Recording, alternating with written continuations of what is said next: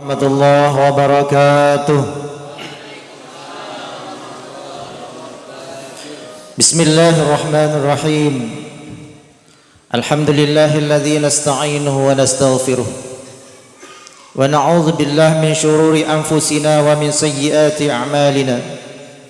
Man yahdihillahu fala mudilla lahu wa man yudlil fala hadiya lahu. Asyhadu an la ilaha illallah wahdahu la syarika lahu.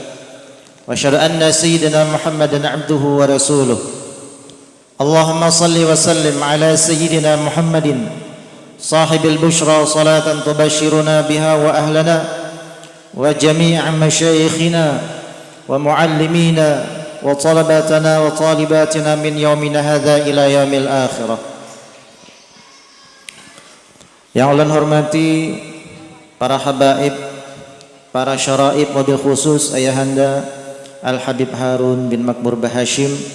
Semoga Allah Subhanahu wa taala memanjangkan umur beliau dan memberikan beliau kesehatan, dan mudah-mudahan juga urusan beliau sekeluarga diberikan kemudahan oleh Allah Subhanahu wa taala. Dan juga yang Allah hormati tokoh-tokoh agama, tokoh-tokoh masyarakat, ketua panitia, insyaallah kita semuanya dalam lindungan Allah Subhanahu wa taala, dan juga seluruh para hadirin wal hadirat, para undangan yang dimuliakan Allah Subhanahu wa taala. Alhamdulillah, puji syukur kita panjatkan kehadirat Allah Subhanahu wa taala, yang mana pada malam hari ini di penghujung daripada bulan Rajab kita kembali diizinkan oleh Allah Subhanahu wa taala untuk berkumpul di tempat yang penuh dengan keberkahan ini guna memperingati suatu perayaan Isra wal Mi'raj baginda Nabi Muhammad sallallahu alaihi wasallam. Dan peringatan ini adalah termasuk daripada syiar-syiar Allah Subhanahu wa taala. Man yu'azzim syiarallah fahuwa min taqwal qulub. Barang siapa yang mengagungkan syiarnya Allah Subhanahu wa taala, maka itu termasuk daripada bagian ketakwaan. Mudah-mudahan yang hadir yang merayakan acara Isra wal Mi'raj baginda Nabi Muhammad sallallahu alaihi wasallam, Allah jadikan orang-orang yang bertakwa. Amin ya rabbal alamin. Salawat beserta salam marilah selalu senantiasa kita hadiahkan kepada junjungan kita Nabi besar Muhammad sallallahu alaihi wasallam serta para sahabat wa tabi'in wa tabi'ut tabi'in ila yaumil akhir. Dan selalu membaca Allahumma salli ala sayyidina Muhammad wa ala ali sayyidina Muhammad. Para hadirin yang dimuliakan Allah Subhanahu wa taala, setiap tahun kita memperingati Isra wal Mi'raj baginda Nabi Muhammad sallallahu alaihi wasallam. Kisah daripada Isra wal Mi'raj itu dari dulu sampai sekarang tidak ada yang berubah. Hanya saja yang selalu meluas, selalu adalah hikmah daripada peringatan Isra wal Mi'raj. Kalau kita melihat surah sebelum daripada surah Al-Isra adalah surah An-Nahl, dan terakhir daripada surah An-Nahl itu disebutkan wasbir wa ma sabruka illa billah wa la tahzan alaihim wa la taku fi dhaikim mimma yamkurun. Yang mana ayat ini memerintahkan kepada Nabi Muhammad sallallahu alaihi wasallam untuk bersabar, wala tahzan alaihim, dan supaya kada bersedih atas perilaku orang-orang kafir jahiliyah pada saat itu. Wala taku fi dhaikin, dan jangan sampai sempit gundah hatinya dengan tipu daya orang-orang kafir itu. Setelah ayat membahas tentang sabar, maka muncul yaitu surah Isra wal Mi'raj. Berarti di sini ada hubungan yang sangat kuat antara sabar dengan Isra wal Mi'raj Nabi Muhammad sallallahu alaihi wasallam. Antara susunan ayat demi ayat, surah demi surah itu bukan hanya diletakkan secara kebetulan, tapi tidak diletakkan dan tidak disusun kecuali di situ ada hikmahnya. Kenapa sebelum ayat Isra, surah Isra itu ayat surah An-Nahl di akhirnya berkaitan tentang sabar? Kalau kita melihat daripada sejarah baginda Nabi Muhammad sallallahu alaihi wasallam, bahwasanya Isra wal Mi'raj adalah hadiah yang terbesar dari Allah Subhanahu wa taala. Peristiwa yang sangat istimewa bagi Nabi Muhammad sallallahu alaihi wasallam. Karena kalau Rasulullah ditanya peristiwa apa yang paling istimewa, bagi beliau adalah Isra wal Mi'raj. Tidak ada bandingannya dengan peristiwa-peristiwa yang lain. Kenapa? Karena kita kalau masuk ke dalam surga itu pasti kita merasa senang. Kira-kira lah, kita ini dimasukkan ke dalam surga, senang apa kada? Senang. Paling uyuhnya surga itu, ya paling rendahnya tingkatan surga, satu orang akan mendapatkan luasnya seperti dunia dan isinya. Itu satu orang. Bahkan dalam satu riwayat, satu kisah itu disebutkan satu orang itu akan mendapatkan satu rumah, ya. Dan dalam satu rumah itu ada 70 kamar, dan setiap kamarnya ada 70 bidadari. Setiap kamar itu ada 70 ranjang, dan setiap ranjang ada 70 bidadari. Kayak apa nih surangan? Sekamarnya kada talah. Belum lagi kamar yang 69 tadi. Kalau kita memikirkan kenikmatan itu enak, ya, bertemu dengan bidadari yang sangat cantik, ya, yang putih. Bidadari itu kalau minum, banyu yang masuk ke dalam tenggorokan tuh kelihatan saking putihnya. Ada kayak ibu-ibu yang putihnya kayak bidadari, kalau minum banyu kelihatan di gulunya tuh. Ada kah bu? Kalau ada bisa maju ke sini, berarti sepupunya bidadari itu.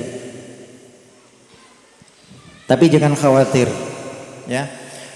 Walaupun manusia di bumi tidak ada yang cantiknya secantik bidadari, tapi kalau manusia yang ada di bumi masuk ke dalam surga, maka nantinya dia akan menjadi permaisurinya bidadari. Bidadari itu semuanya kalah dengan wanita-wanita yang di bumi ini yang masuk surga. Kalah, ya. Bidadari itu jadi permaisurinya aja lagi. Artinya manusia, wanita-wanita dunia yang masuk surga itu lebih unggul daripada bidadari, artinya lebih cantik dari mereka. Maka jangan khawatir, ya. Semuanya wanita yang masuk ke dalam surga babungas berataan, ya. Yang lalakian kayak itu juga babungas juga. Di dalam surga nikmatnya luar biasa. Hendak sate datang sate, hendak buah datang buah, hendak durian datang durian. Maka makan sepuasnya, makan durian di surga tuh kada ada minik kepala, kada ada kolesterol lagi, silahkan. Dan kada kanyang-kanyang, ya. Makan terus seharian kada kanyang. Habis hendak durian, hendak itu buah lain, makan kada kanyang juga. Tapi yang terasa tuh nikmatnya, ya, nikmat yang sangat luar biasa. Hendak minum air susu, bukan hanya segelas dua gelas air susu, satu sungai air susu. Kawa bananang di air susu. Hendak minum madu, satu sungai air madu. Ya bayangkan aja kenikmatan surga itu bagaimana. Ya, satu orang bidadari aja, ya, satu orang bidadari kalau diturunkan ke dunia, jangankan seikungan bidadari, telunjuknya aja nih, telunjuknya diturunkan ke dunia, maka cahaya matahari akan kalah terangnya bidadari itu. Seandainya bidadari meludah ke air laut, maka air laut itu akan menjadi tawar karena ludahnya bidadari. Satu orang bidadari, dan setiap orang yang masuk surga minimal nanti dia akan mendapatkan 70 bidadari. Mudah-mudahan masuk surga berataan. Tapi yang ibu-ibu kada ada bidadara, Bu. Ya. Kada ada pian dapat bidadara 70, lelakian kada dapat. Yang lelakian dia dapat 70 bidadari. Tapi kenang kalau pian masuk surga, pian jadi tuannya. Bidadari hanya jadi dayang-dayangnya. Maka alangkah istimewa. Ya. Maka carilah suami yang bisa membawa kita ke surga. Kalau masuk surga suaminya, insya Allah ya, yang istri 4 jua. Kalau inya taat kepada suami. Makanya ada orang itu setelah suaminya meninggal, inya kada nak kawin lagi ada. Ya, karena apa? Karena inya kada menemukan suami yang lebih baik daripada suami yang meninggal tadi. Karena memang dalam beberapa riwayat, beberapa pendapat, kalau yang laki meninggal dan bini kawin lagi, kena inya bersama dengan laki yang kedua. Laki yang pertama lapas.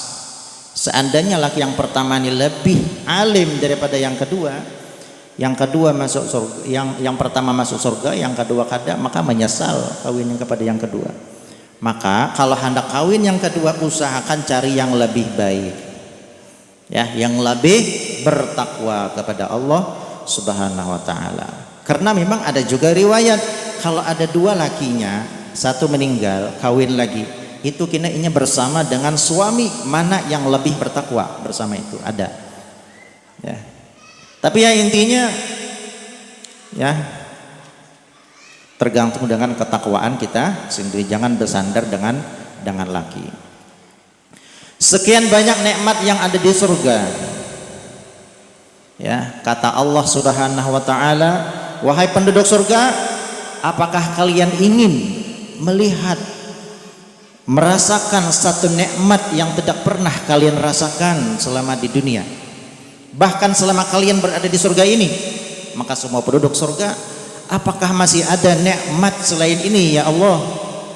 Sudah begitu besar kami rasakan, hendak makan datang makanan, hendak terbang bisa terbang, hendak naik pesawat ada pesawatnya. Apa yang kita kehendaki maka Allah izinkan untuk apa yang kita inginkan.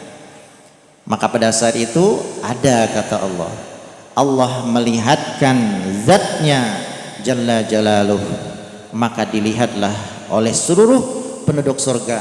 Ketika mereka melihat Allah Subhanahu wa ta'ala, maka semuanya termenung. Kenikmatan surga yang telah mereka rasakan bertahun-tahun itu hilang ketika memandang zat Allah Subhanahu wa ta'ala.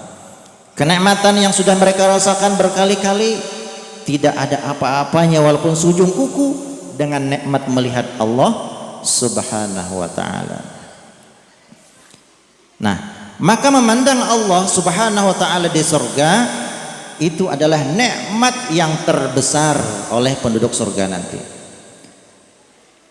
Dan bisa melihat Allah ta'ala itu tergantung dengan amal kita di dunia.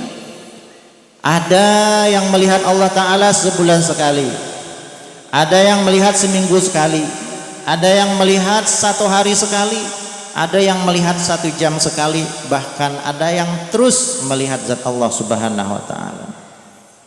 Nah, yang karena setahun sekali habis melihat Allah ta'ala itu sudah menunggu-nunggu kabila lagi tahun depan supaya bisa melihat zat Allah Subhanahu wa ta'ala. Jadi puncak kenikmatan di surga adalah memandang zat Allah Subhanahu wa ta'ala. Dan inilah yang sudah pernah dirasakan oleh Nabi kita Muhammad sallallahu alaihi wasallam dalam peristiwa Isra wal Mi'raj. Makanya puncak dari kenikmatan sudah dirasakan oleh Rasulullah sallallahu alaihi wasallam. Makanya ketika Rasulullah ditanyakan peristiwa yang paling berkesan, peristiwa yang paling istimewa adalah peristiwa Isra wal Mi'raj. Tapi apakah Rasulullah mendapatkan Isra wal Mi'raj begitu saja? Ya, tentunya melalui pengorbanan, melalui kesabaran. Makanya sebelum surah Al-Isra ada ayat yang menerangkan tentang sabar. Rasulullah sallallahu alaihi wasallam telah mengamalkan daripada isi ayat tersebut. Rasulullah sabar ya dengan gangguan orang kafir Quraisy. Dicemooh, diejek, diganggu, bahkan mau dibunuh, Rasulullah pun tetap sabar. Sama sekali Rasulullah tidak ada rasa dendam kepada umatnya. Bahkan Rasulullah tidak pernah mendoakan yang kada baik kepada umatnya. Maka dengan puncak kesabaran Rasulullah sallallahu alaihi wasallam, Allah berikan hadiah Isra wal Mi'raj. Nah, pelajaran yang bisa kita ambil dari peristiwa itu ya, bahwasanya kita kalau hendak juga mendapatkan keistimewaan, kesuksesan, harus sabar. Hendak mendapatkan kemuliaan dari Allah Subhanahu wa taala, ya harus sabar. Sabar untuk apa? Ya, apakah sabar ketika sakit? Banyak sabar itu terbagi kepada 3. Sabar menjalankan perintah Allah, sabar meninggalkan larangan Allah, sabar menghadapi musibah. Ini beda-beda tingkatannya. Sabar menjalankan perintah Allah itu pahalanya 300 derajat. Sabar meninggalkan larangan Allah pahalanya bertambah jadi 600. Yang paling tinggi tingkatan sabar adalah sabar menghadapi musibah, mendapatkan derajat 900 derajat, dan ini sudah dirasakan oleh Rasulullah sallallahu alaihi wasallam. Sabar menjalankan perintah Allah, salat perintah Allah, sabar kita menggawinya. Jangan sampai mengeluh. Menggawi salat itu jangan sampai mengeluh. Aduh, asar pulang. Nyaman-nyaman duduk, azan pulang. Ya. Ini orangnya mengeluh. Berarti ini kada sabar terhadap perintah Allah, ya kada dapat yang 300 derajat tadi. Padahal itu tingkat sabar yang paling rendah. Puasa setumat lagi bulan puasa, hanyarnya puasaan semalam puasa pulang. Ya. Mantap kada kawa seharian, setengah harinya aja kawa. Nah, orang yang mengeluh berarti kada sabar. Ya, mengerjakan perintah Allah harus sabar, perlu kesabaran. Memang kalau kita bapandir nyaman, ya, ulun bapandir nyaman, tapi mengamalkan ulun seorang ngalih juga. Mudah-mudahan kita kawa mengamalkan berataan, dimudahkan oleh Allah Subhanahu wa taala. Untuk sabar di tingkat yang paling bawah adalah sabar untuk menjalankan perintah Allah Subhanahu wa taala. Yang istri, perintah Allah adalah taat kepada suaminya, harus sabar. Sabarkah sudah pian Bu taat kepada suami? Sabar sehari. Seminggunya bamamai. Rasanya sabar tuh ya sabar terus. Kayak apa hendak sabar? Dapat laki yang selalu menyakiti hatinya, dapat laki yang ketujuh selingkuh, ya kayak itu pun harus sabar juga. Ya, harus sabar kayak apa? Supaya pian tuh nyaman hati, ya, kada terlalu memikirkan laki yang kada bagus kelakuannya, ya. Pian niatkan laki pian itu adalah tangga menuju surganya Allah Subhanahu wa taala. Kayak apapun keadaan laki, kalau pian niatkan dan pian anggap itu adalah sebagai tangga untuk menuju surga Allah Subhanahu wa taala, maka kayak apapun dalam keadaan apapun laki pian akan sabar. Karena yang nyuruh taat adalah Allah Subhanahu wa taala.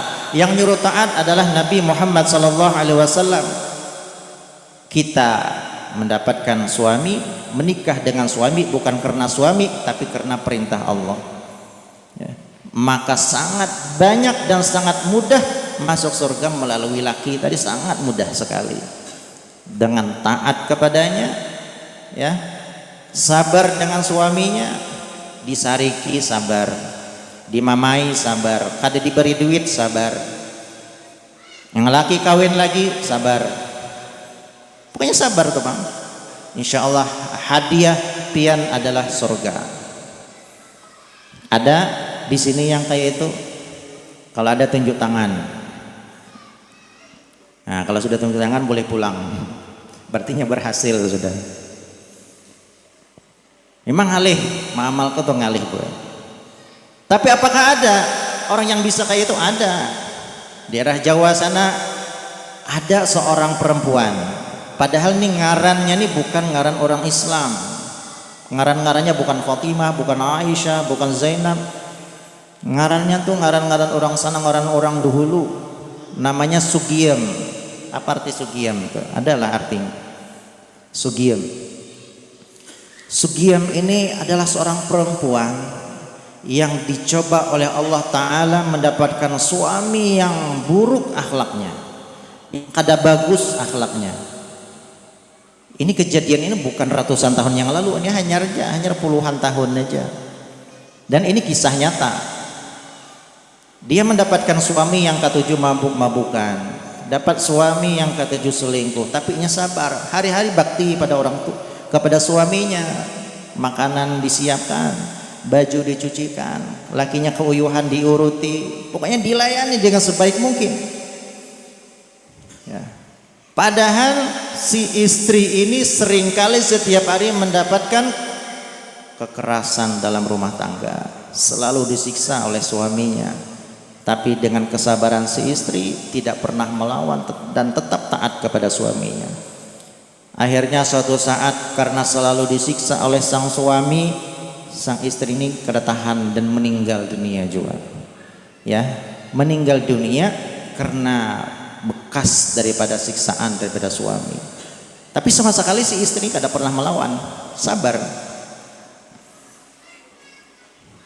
Setelah meninggal dunia, dalam beberapa lawas nih lah, si suami ini yang ketujuh menyiksa si istri, akhirnya Allah berikan siksa, yaitu berupa karena penyakit stroke. Penyakit stroke kada kau berjalan kemana-mana, sampai hartanya habis, hari-hari gawennya meminta itu pun kada ulihan jua, 4 jua habis tuh lakinya meninggal dalam keadaan hina. Karena apa? Karena dia telah menghinakan seorang perempuan. Kata Nabi SAW, ma akraman nisa illa karim wa ma ahanahunna illa muhin. Barang siapa yang memuliakan wanita, maka dia akan dimuliakan Allah Subhanahu wa taala, dan barang siapa yang menghinakan wanita, maka dia pun akan dihinakan oleh Allah Ta'ala. Maka ini terbukti kepada seorang lelaki yang ketujuh menyiksa istri, meninggal dalam keadaan hina.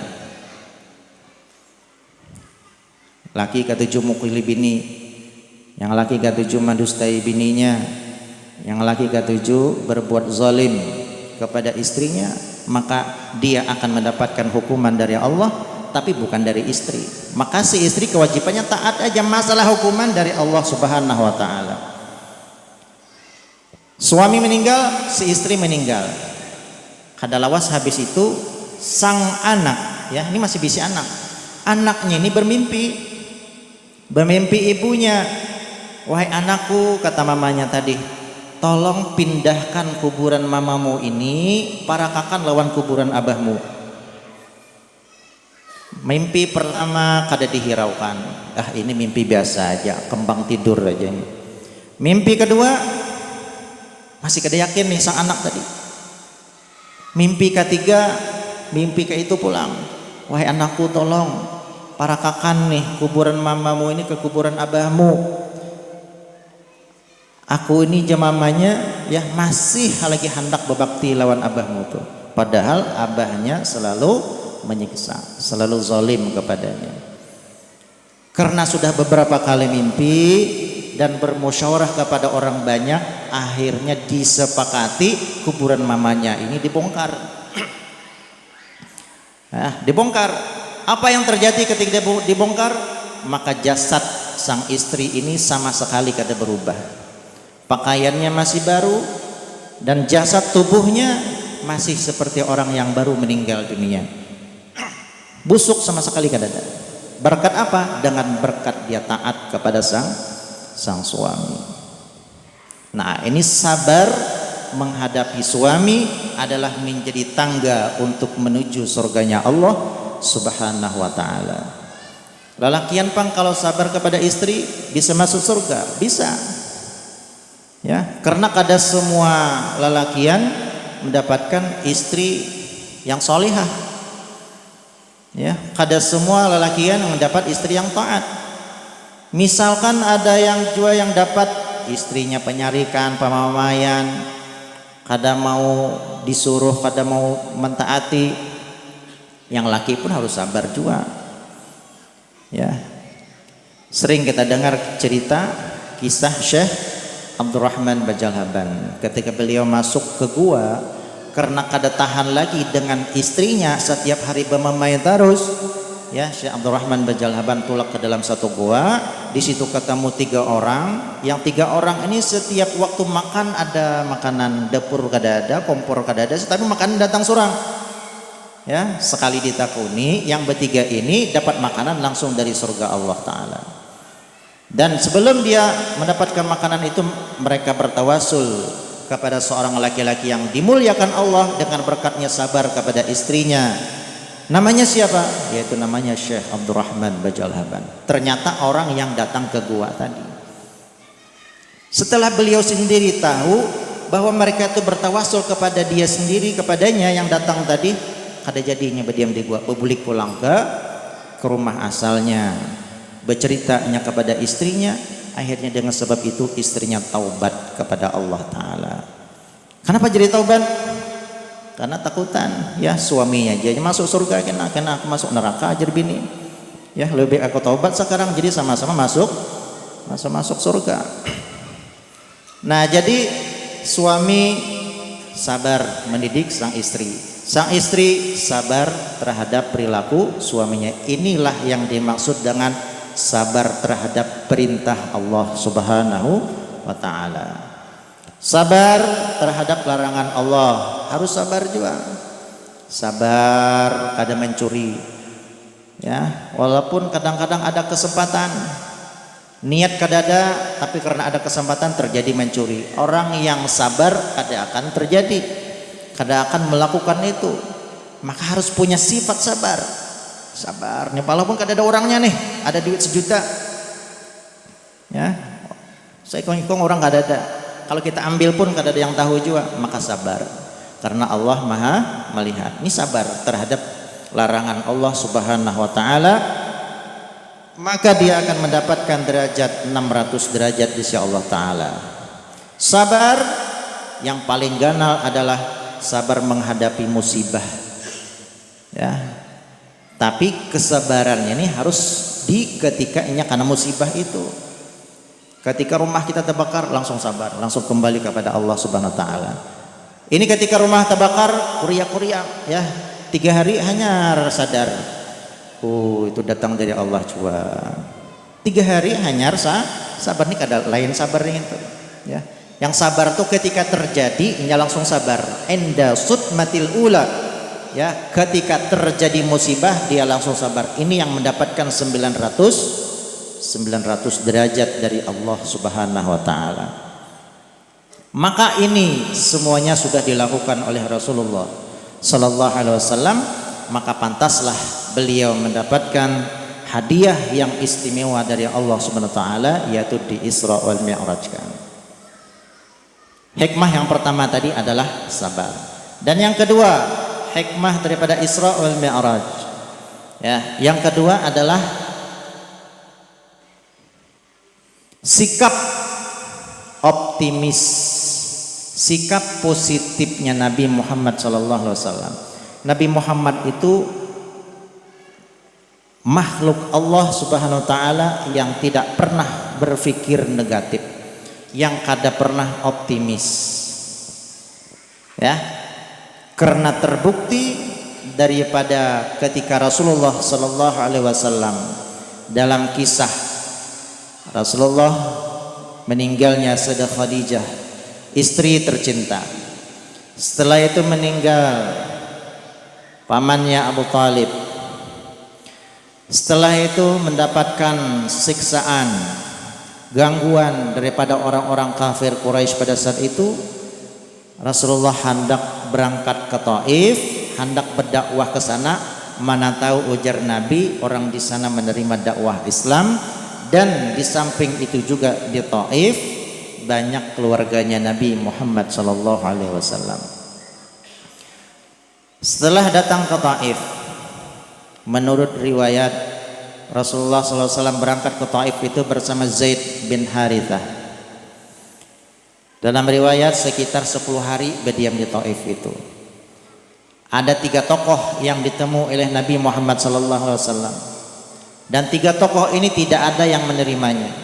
Bahkan di antara mereka ada yang menjawab, ya, apakah Allah tidak punya nabi selain engkau, wahai Muhammad? Artinya kada percaya lawan Nabi Muhammad itu. Ada lagi yang berkata kepada Nabi Muhammad, wahai Muhammad, kalaupun engkau bergantung di Ka'bah, maka aku tetap tidak akan percaya kepadamu. Inilah, ya, penolakan-penolakan orang Taif pada saat yang sangat menyayat hati, yang sangat menyedihkan. Ujar Nabi, kalau pian-pian ini kada menerima jua dakwahku, ya, paling kada, ujar Nabi, pian-pian ini jangan berhabar ke Mekah bahwa kalian telah menolak dakwahku ini. Apa jawaban mereka?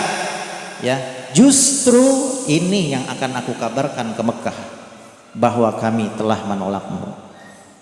Akhirnya penduduk Taif itu mengumpulkan anak-anak kecil, ya, dan Nabi Muhammad SAW bersama Zaid diusir dari kota Taif dan menyuruh kekanakan itu untuk melempar Nabi Muhammad SAW.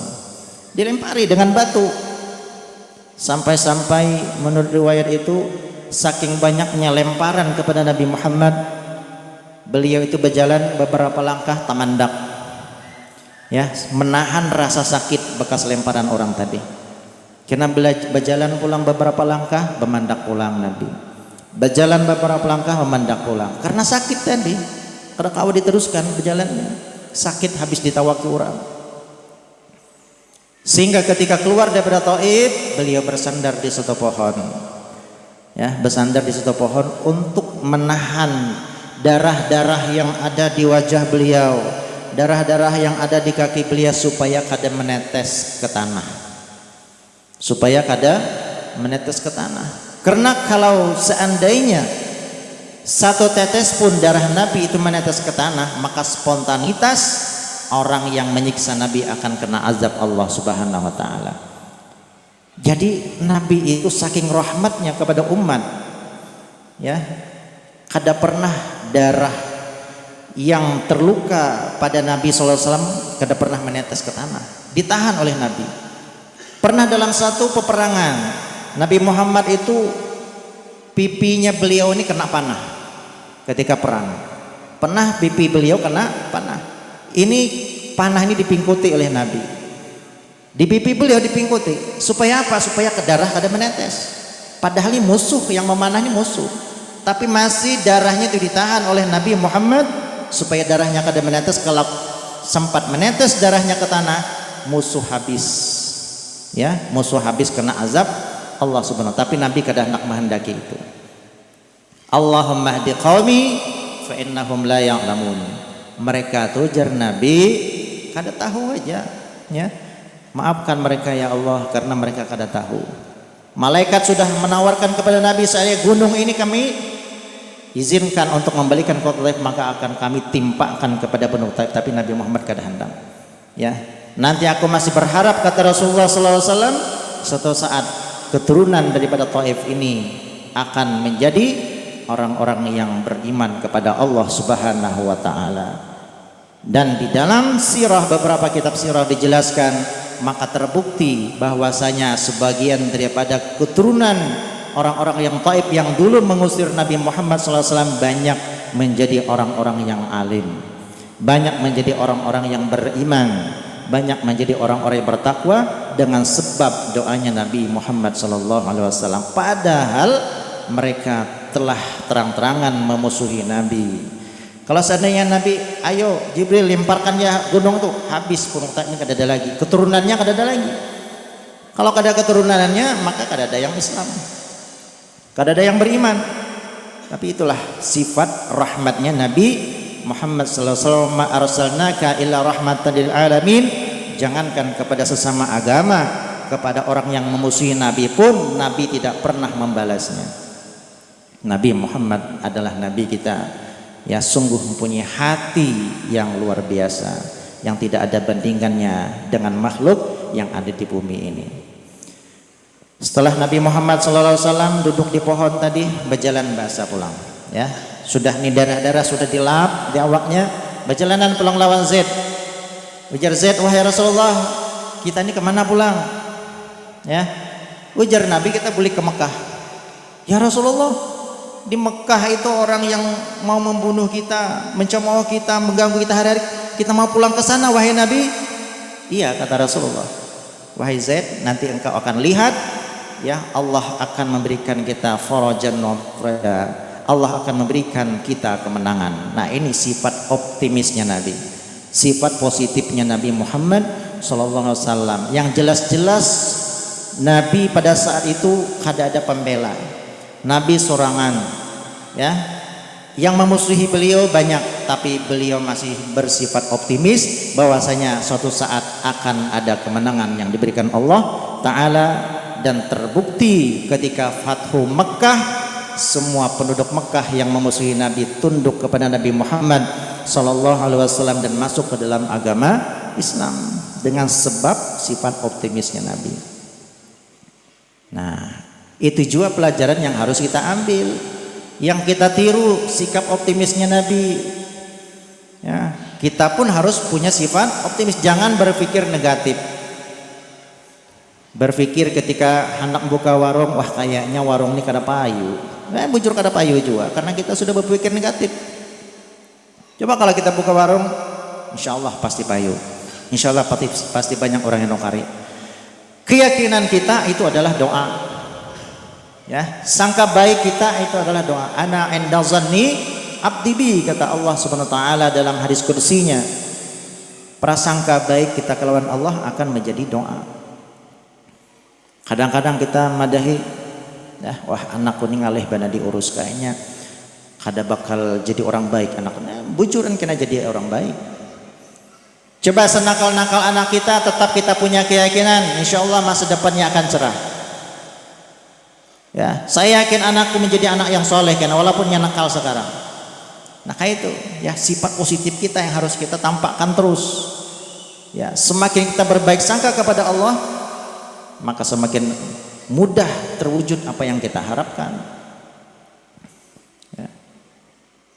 Ada orang yang mengganggu kita, sifat positif, ya, bahwa sikap positif kita, orang itu hendak memberi pahala lawan kita. Kada usah negatif, hendak membalas kada usah.